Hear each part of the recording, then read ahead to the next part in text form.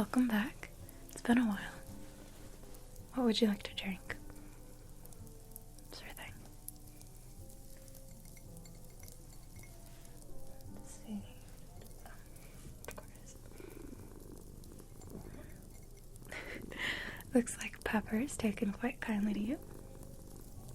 She likes scritches behind the ears. You can thank her for the lack of mice around here.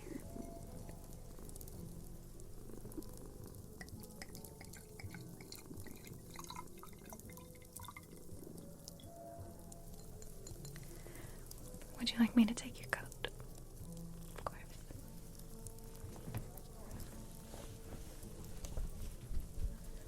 Did you happen to bring the bubbles by any chance? You used them? Why is that? Really? Thank you so much. It's always hard to find time to leave the inn to run errands, so that is a great help. Thank you. The finicky customer will appreciate it. Not naming any names. Yes, this is perfect. So, you dove in the lake alone. That's risky. How did that go? You saw a mermaid? Face to face? Are you sure? That's incredibly rare. You didn't happen to touch any of the crystals outlining the entrance to the cave, did you? Good. I am so sorry. I would have warned you about that had I known you had been going alone. Yes, the crystals, they protect the mermaids from any ill-intentioned beings from entering their realm, but many daring adventurers, or shall I say rotten thieves, will dive down and try to break off the crystals to take them for their own. They are highly coveted for their powerful protective properties and beauty. The mermaids are, by nature, kind, curious, gentle beings that would never harm anyone or anything unprovoked, but if you attempt to steal a crystal, I suppose it was foolish of me to even ask if you had attempted it. If you had, you would not be sitting here in front of me right now. I apologize, I don't mean to frighten you. Most everything around here will treat you kindly so long as you do the same and stay on the paths. So, what did the mermaid do when she saw you? Poked your face. That sounds about right. Speaking of your face, did you manage to get scraped up again? And it looks like the other ones had finally almost healed. Actually, now that I get a closer look, these look like sting brush birds. Well, lucky for you, I have the antidote for that. There we are. Just a bit of whirling milk will clear those right up. But how did you even manage that? Sting brush doesn't grow anywhere near the Willow Witch's cottage, only much deeper into the mountain. You must have visited Nightshade. Really? What did you think of her? Yes, she can be quite intimidating, but she means well, usually.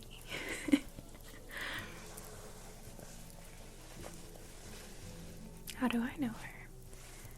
Well, Bella and I met a few years ago, actually, now that I think of it. I was in the forest. Right, I was collecting ingredients for a stew. She must have been collecting ingredients for a curse.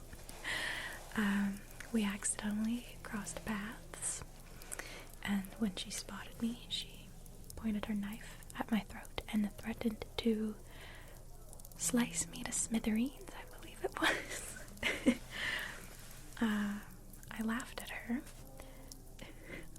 A bold move, but it was was more out of nervousness than bravery. And I offered her one of the persimmons I had just harvested in exchange for my life.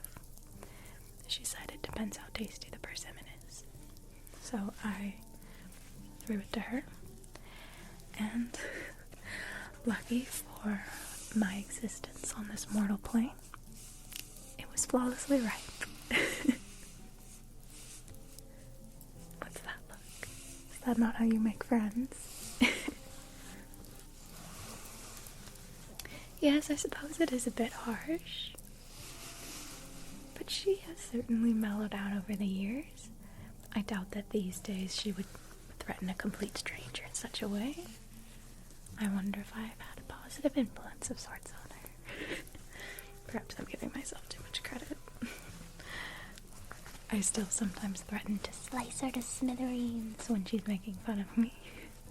Makes her go quite mad.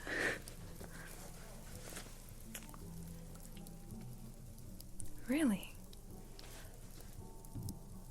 Flitterbloom. That is quite kind of her.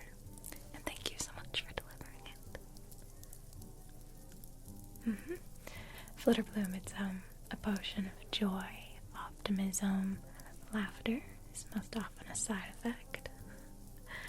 And this will put every guest in a very jolly mood, which will in turn make my life much easier. Last time I saw her, I suppose I'd been lamenting about my troubles with some unruly guests, and this is our solution. Would you like to chat while I prepare supper? Wonderful. I always appreciate the company. Just need to consult my recipe book.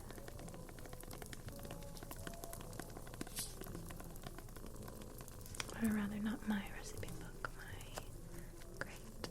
great-grandma's recipe book, I believe.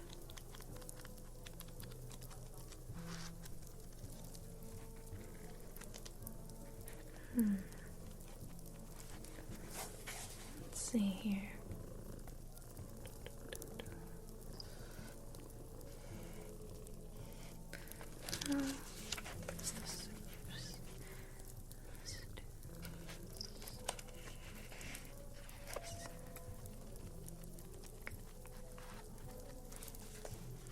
There we are. Yes, I know most of them by heart, but tonight I'm making quite a rare, special meal. Well, manchette bread instead of the usual rye, and instead of the perpetual stew, tonight I'll be making spiced partridge with pepper, garlic, coriander. Yes, it's quite exciting.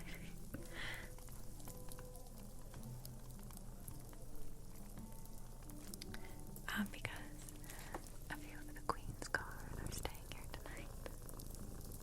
The most skilled, highly regarded knights in all of the kingdom. We can feel much safer sleeping here tonight knowing that they're present. Of course, normally they would be with the Queen, but I heard they're scouting out the Penrith Forest for her for some reason. I'm not quite sure what they're looking for, but there must be something suspicious. I hope it doesn't have to do with Bella. The royals don't take too kindly to dark magic. No, she doesn't live anywhere near Penrith, but her shenanigans take place all over the kingdom. They might be investigating the results of one of her spells. This is why Evangeline keeps her distance. I suppose I'll start with the bread. What's that? Yes, they're sisters. Much to their dismay these days.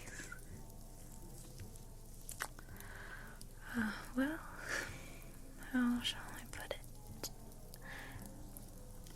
They don't tend to see eye to eye on magical morals, I suppose.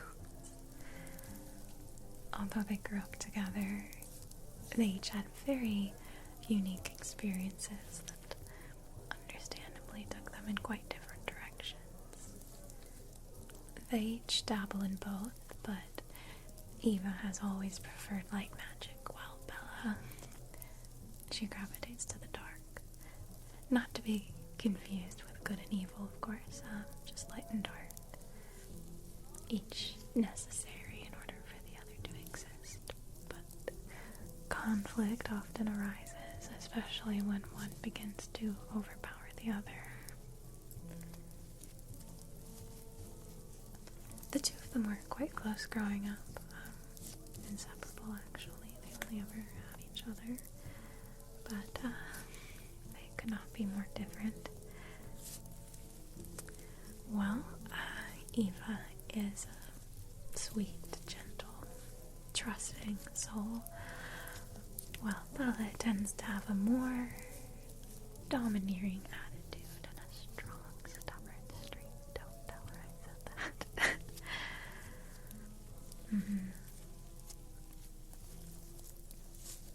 Eva begged Bella for years to stop using dark magic because, as I'm sure you can imagine, it is quite dangerous. You risk, well, essentially guaranteed actually to make plenty of mortal enemies in both the physical and spiritual realms. And where there are enemies, there is often revenge. Eva wanted no part of any of that. But Bella persisted, as she does.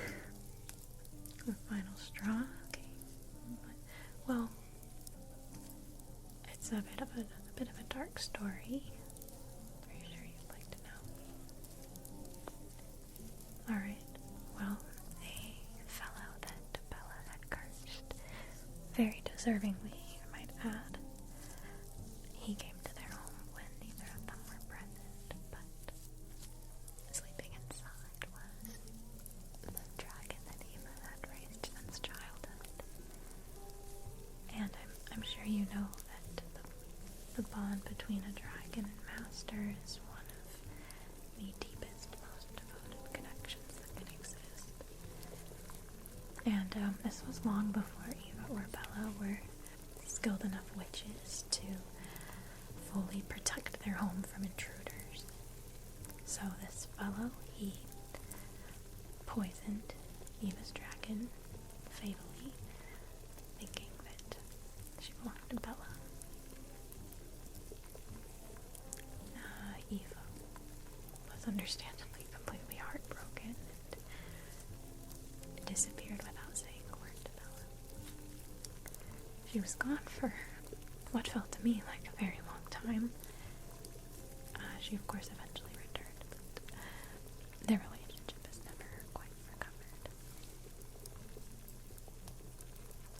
I'd say it was one of those tragic scenarios in which each person was arguably justified in their actions, but it all ended in quite unforgivable disaster nonetheless. I apologize for dampening the mood, but I hope that might give you a clearer understanding of things.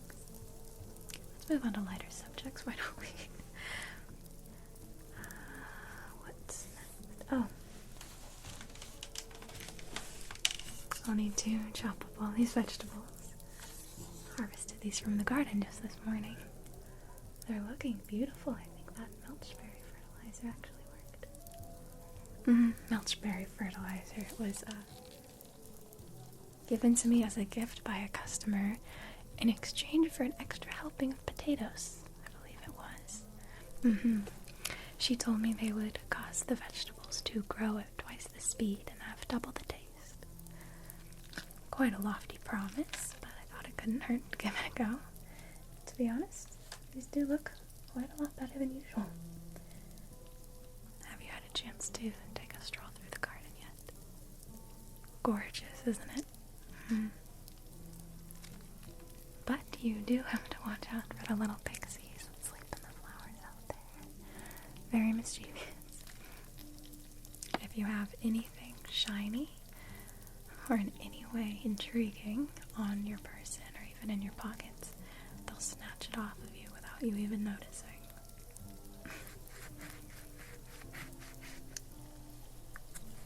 Each time I go out there to water the crops, I check inside the tree hollow of the great oak, and every time it is chock full of beautiful, shiny little trinkets those rascals have snatched off of guests and stolen away for their own amusement. I gather all of them in a little lost and found box, but usually the guests are long gone by then. Would you like to see it? Perhaps the pixies have already taken something of yours. Have you checked your pockets lately? Let's see. No.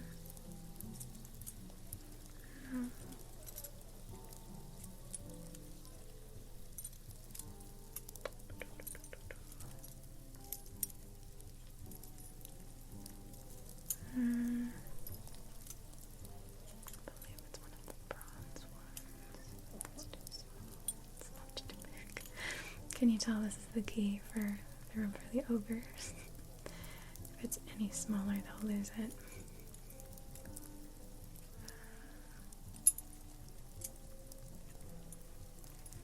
There it is.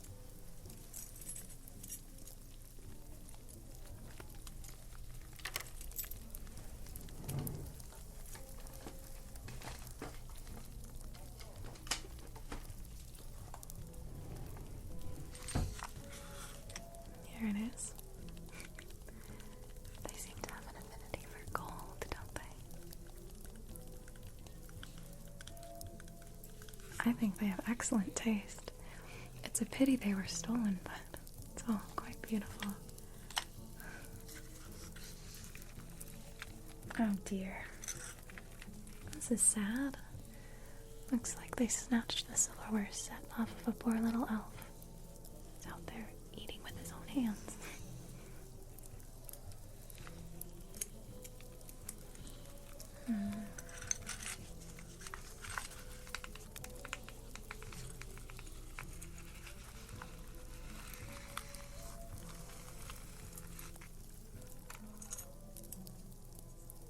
This is quite fetching.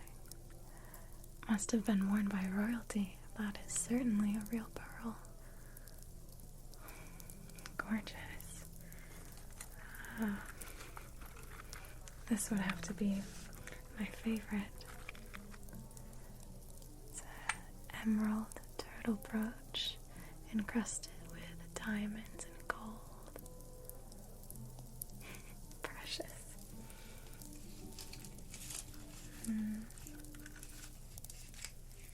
Key. I hope that's not too important.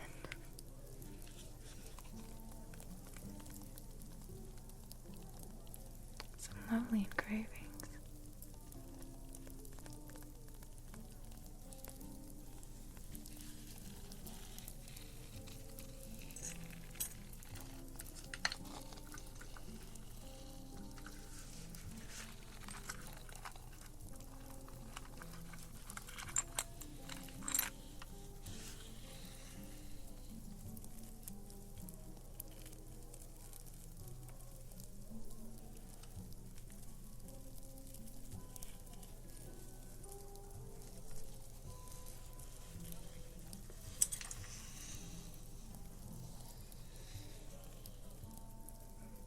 Not sure what this could be.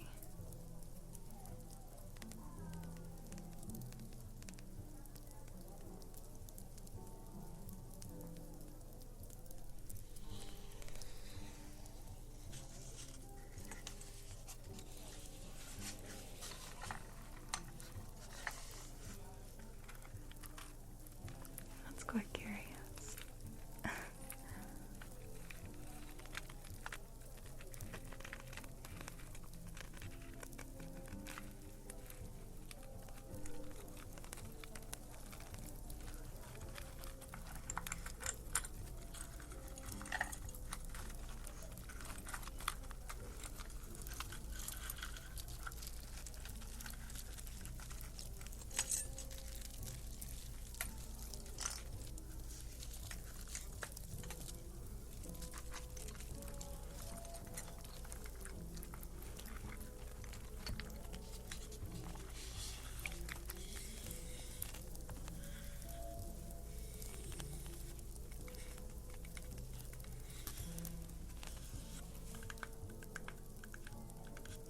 You don't see anything of yours.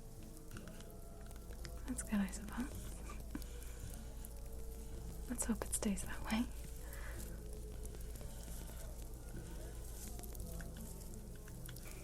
I'm sorry, I would offer for you to just take your pick if, they've been left behind, but I like to hold on to them just in case the owners ever return. There's just no way to know which of these are useless bits and bobs that will never be missed, and which are priceless, irreplaceable family heirlooms that may hold great sentimental value.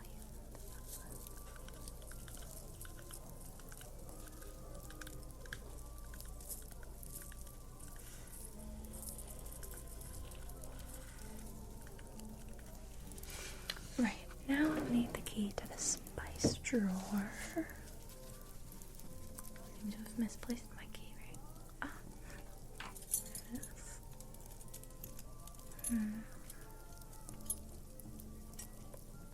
Yes, the spices and the lost and found are likely the most valuable items in the entire inn, so they must be locked up. Or at least the most valuable items that I'm aware of being here. I'm sure many of our guests have quite precious cargo. Harbington is a well-known trading hub, so many of our guests stay here while attempting to sell their wares. Anything from the most mundane daily supplies to incredibly rare magical charms and weapons. Even well-hidden exotic creatures, I'm sure. Once when I was tidying up a guest's room while they were out and about, I heard a squeak from under the dresser.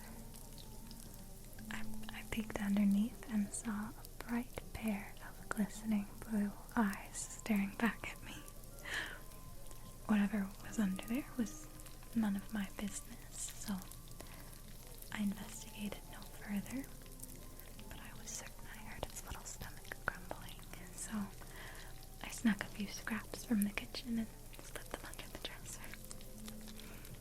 After that guest left, and I was preparing their room for the next one, I found a little bit of white fluff with silver tips. So I strongly suspect that little creature was a down feather windrose. Never heard of them. Well, they are soft, fluffy, plump little beasties that live in the trees of the Glenham Forest. They're quite shy and skittish, but they are highly valued for their kindness and helpfulness. They're very fond of humans, so they make excellent pets. Many people like to have them around because of their loyalty. If you're ever lost or harmed, your Wimrost will travel great distances very quickly through the trees to find someone who can assist you.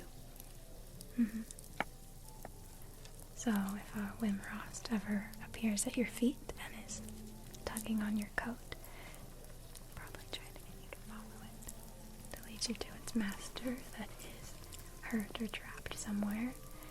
And that somewhere may be very far away, so you might want to fetch your horse. But it is well worth it. If you help, the Wimrost will grant you a favor in return. And they're capable of accomplishing very much. It's easy to underestimate them because of their size. But I once helped a Wimrost when its master was stuck up to her knees in the Dreadland Bog. And the next morning, my favorite teapot that I had years ago accidentally shattered was sitting upon my table, perfectly intact.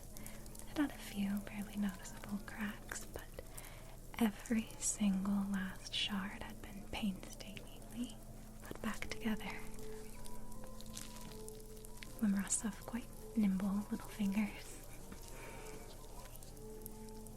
I'm certainly no expert, so if you ever want to hear more about the fauna around here, there is an excellent creature shop over in Harbington called Muriel's Menagerie or Maybelle's Menagerie. You can't miss it.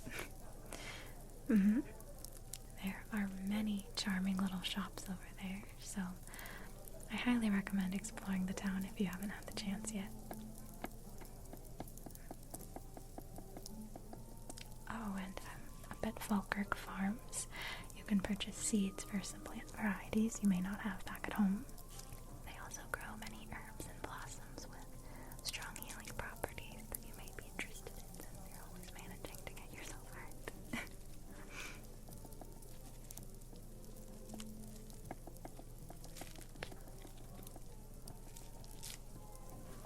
Alright, well, I better go start setting up the dining hall for supper. It was absolutely lovely speaking with you, as always. Let me just judge your fresh bedding for you. Supper should be out within a few hours, so you can go ahead and take an evening nap. Or maybe explore the gardens. Being careful to keep your pockets protected. Don't forget